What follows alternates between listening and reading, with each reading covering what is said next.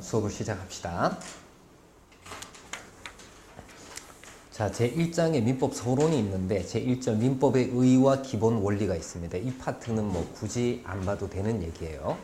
그래서 이제 이건 넘어가시면 되고, 그 다음에 제2절 민법의 법원이 있습니다. 자, 제가 읽으라는 부분은 꼭 돌아가셔서 읽어야 됩니다. 자, 민법 법원 중에서는 법원의 개념 정도는 여러분들이 나중에 읽어보세요. 법원의 개념은 읽어보시고, 그 다음에 로마지 2번의 불문민법에서 1번의 관습법 부분은 몇 가지를 조금 기억을 해둘 게 있습니다.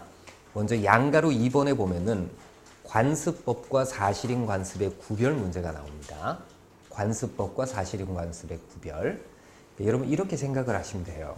이거를 우리가 이해를 좀 한다면은 관습 혹은 관행. 자, 이거는 우리 이제 뭐라고 얘기를 해요? 반복적으로 행해지는 것이 관습 혹은 관행이지 않습니까? 그죠? 그러니까 사회적으로 관습이나 관행은 끊임없이 생성이 됐다가 없어지고 생성이 됐다 없어지고 그럴 거예요. 그죠? 근데 관습이나 관행을 살펴보면 이게 법으로서 의미를 가지는 관행이나 관습이 있고 그냥 사실로서 존재하는 관습이나 관행이 있어요. 이 두 가지로 구분을 할 수가 있다는 겁니다. 하나가 법으로서의 관습, 그 다음에 사실로서의 관습, 이렇게 두 가지로 구분이 될 수가 있다는 거예요. 그럼 이제 법으로서의 관습이 되려면 어때야 되느냐? 이게 관습법의 요건이 됩니다. 근데 이제 요건을 따지기 전에 법으로서의 관습은 어떤 기능을 할까, 역할을 할까라는 것을 한번 생각해 보세요. 법이지 않습니까? 그러면 여러 가지 법적 관계에 적용이 될 거 아니겠어요? 그러니까 법률과 마찬가지로 적용이 되는 겁니다. 법률 관계에 적용이 되겠죠? 그죠? 그 다음에 법을 적용할 때 법의 내용이 어떤지 이걸 당사자가 주장하고 증명을 해야지 법원이 판단할 수 있는 겁니까? 법원이 직권으로 판단해야 되는 겁니까? 법원이 직권으로 판단해야 될 거 아니겠습니까? 그죠? 법의 내용과 존부 이런 것들은 다 누가 직권으로 판단할 일이다. 법원이 직권으로 판단할 일이지 당사자가 주장 입증해야 되는 사실이 아니라는 겁니다. 그래서 이거는 이제 법원의 직권 판단 대상이 되겠죠. 그죠?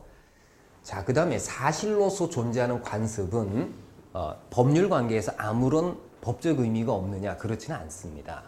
보세요. 우리가 어떤 거래를 한다면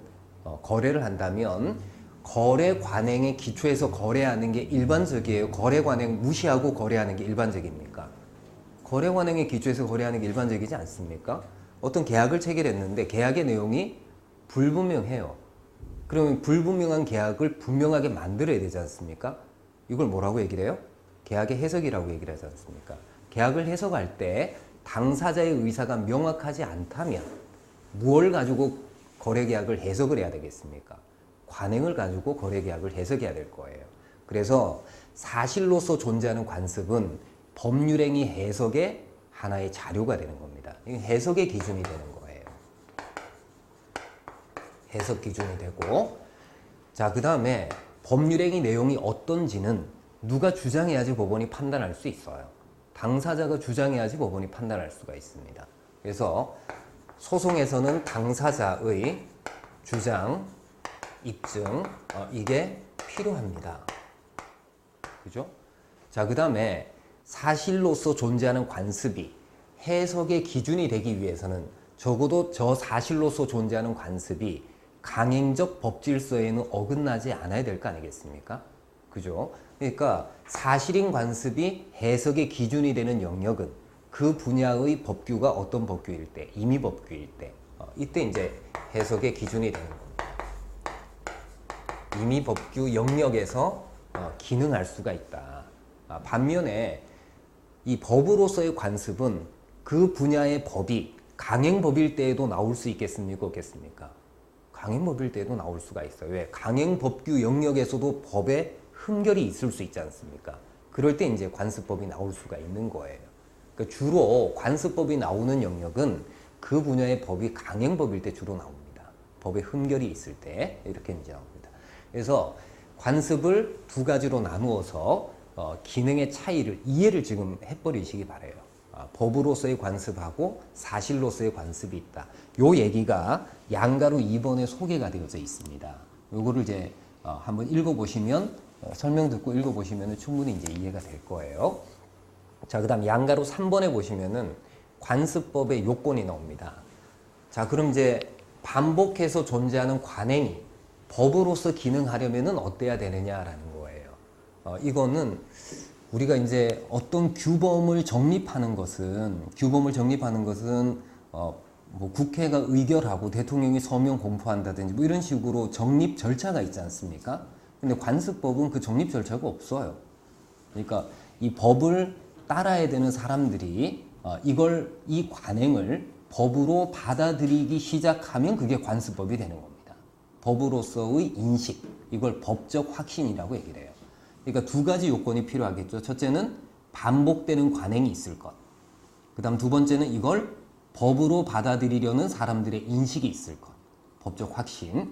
요 두 가지가 갖추어지면 그때부터 그건 뭐가 되는 거다? 관습법이 되는 겁니다. 여기서 주의하실 것은 이 두 가지 요건 중에서 첫 번째, 관행과 관련한 요건입니다. 자, 관행이 아무리 반복되는 사람의 행태라고 하더라도 그 관행이 전체 법 질서에 어긋나지 않아야 돼요. 그랬을 때만 이 관행을 법으로 용인이 가능하다는 겁니다. 이해되시죠? 그러니까 두 가지 요건으로 여러분들 정리를 해두세요. 관습법의 요건은 자, 두 가지가 있습니다. 첫 번째는 관행이 있어야 되겠죠? 그죠? 근데 이 관행은 반복되는 사람의 행태를 관행이라고 하지 않습니까? 반복되는 사람의 행태 관행인데 이 관행이 전체 법 질서에 어긋나지 않아야 됩니다. 그러니까 전체 법 질서에, 특히 헌법 질서에 어긋나지 않을 것. 자, 이게 이제 관행에 관한 요건입니다. 두 번째는 이걸 법으로 받아들이려는 사람들의 인식이 있어야 됩니다. 이걸 법적 인식 내지는 법적 확신이라고 얘기를 해요. 자, 요 두 가지 요건을 충족했을 때 그게 이제 관습법이 되는 것이고요. 자, 저 관습법은 종국적으로는 어디에서 확인이 되겠습니까? 법원에서 확인을 해줄 거 아니겠습니까? 이 관행은 관습법이야 라고 법원이 나중에 확인을 하게 될 거예요. 이 관행을 둘러싸고 법적 분쟁이 생기게 되면 그러면 종국적으로 법원에 가서 이 관행은 관습법이었다 이렇게 이제 확인을 하게 됩니다. 그럼 법원이 확인을 해야지만 관습법이 되느냐? 아니에요. 법적 확신이 갖추어진 때에 관습법으로 성립한 것이고 이걸 법원은 나중에 어떻게 해줄 뿐이다 라는 거예요. 확인해 줄 뿐이다 이렇게 이제 알아두시기 바랍니다. 그 다음 한 가지 더 기억을 해 두셔야 될 것은 이 관습법의 요건은 관습법이 성립할 때만 준수되면 되는 요건이냐 아니면 관습법이 유지되기 위해서도 저 요건이 모두 다 충족된 상태여야 되느냐라는 거예요. 존속 요건이기도 하지만 이거 성립 요건이기도 하지만 존속 요건이기도 하다. 이 점을 이제 꼭 알아두시기 바랍니다. 그래서 사회가 변화하는 바람에 종전 관습법으로 인정되었었던 관행이 전체 법 질서에 어긋나는 결과가 생기는 경우도 있어요. 그러니까 그럴 때는 더 이상 관습법으로서의 법적 효력을 부여할 수가 없다.